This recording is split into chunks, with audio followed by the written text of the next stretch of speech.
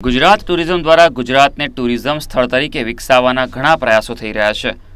હાલના દિવસોમાં સોમનાથ, દ્વારકાની સાથે સાસણગીર દેશભરના પ્રવાસીઓમાં આકર્ષણનું કેન્દ્ર બન્યું છે। ત્યારે ગુજરાતીઓ માટે કાશ્મીર અને લડાખનો ક્રેઝ વધુ જોવા મળ્યો છે। ઓનલાઈન રજિસ્ટ્રેશનની સુવિધાને કારણે ગુજરાતીઓ પ્રાઇવેટ ટ્રાવેલ્સ કંપનીઓ અને રેલવેમાં પોતાની હોટ ફેવરિટ સ્થળનું રજિસ્ટ્રેશન વધુ પ્રમાણમાં કરી ચૂક્યા છે। ઉનાળા વેકેશનની શરૂઆત થતાં જ રેલવેમાં મુંબઈ અને દિલ્હીની ટ્રેનોમાં સૌથી વધુ ઓનલાઈન રજિસ્ટ્રેશન થયું છે। ઉનાળા વેકેશનની અંદર જનરલી એ લોકો હિલ સ્ટેશન વધારે પસંદ કરે, લાઈક કુલુ મનાલી, સિમલા, ડેલહાઉસી છે, પછી કાશ્મીર છે, પછી દાર્જિલિંગ છે, બરાબર છે। આ બધી પ્લેસીસો એ લોકો વધારે પ્રિફર કરે। ખાસ કરીને આ લોકો દાર્જિલિંગની બાજુ વધારે જાય છે। નવું આપણે લેહ લડાખ વધારે ડેવલપ થયું છે, તો ત્યાં પણ લોકો વધારે જાય છે। 1600 કિલોમીટર લાંબો દરિયા કિનારો ધરાવતા ગુજરાતને ટુરિઝમ તરીકે વિકસાવવા ઘણા પ્રયત્નો થઈ રહ્યા છે।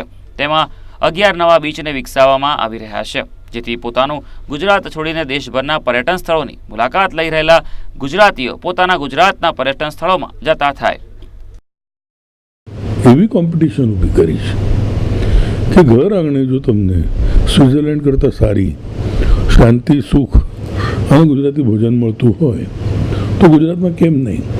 એટલે અમે કોઈની સાથે બરાબરી ન કરતા માત્ર એટલું સમજાવવાની વિવિધ રીતે કોશિશ કરી રહ્યા છીએ કે દુનિયા આખીના પ્રવાસીઓ આવીને ગુજરાત જોઈ જાય છે, અને જે લોકોને પછી છેલ્લી ઘડીએ ટિકિટ ન મળે કે બુકિંગ ન મળે એ લોકો તો આવે જ છે, પણ ગુજરાત જોવા આવનારાઓ, એમના સગાવાલાઓ આ બધા ફોટોગ્રાફ્સ જોઈ ગુજરાત આવવા માટેની જીદ કરે છે। અહીંયા રહેતા લોકો એમને મહેમાન તરીકે આવકારે છે।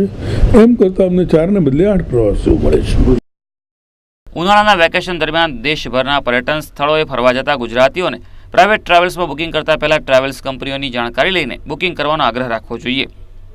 ગુજરાત સરકારનું ઇકો ફ્રેન્ડલી ટુરિઝમના સપનાને સાકાર કરવામાં સફળતા મળે તે માટે ગુજરાતના પર્યટન સ્થળોની પણ મુલાકાત લેવી જોઈએ। કેમેરામેન બંટી ડાગર સાથે રાકેશ પંચાલ, ગુજરાત ન્યૂઝ, અમદાવાદ।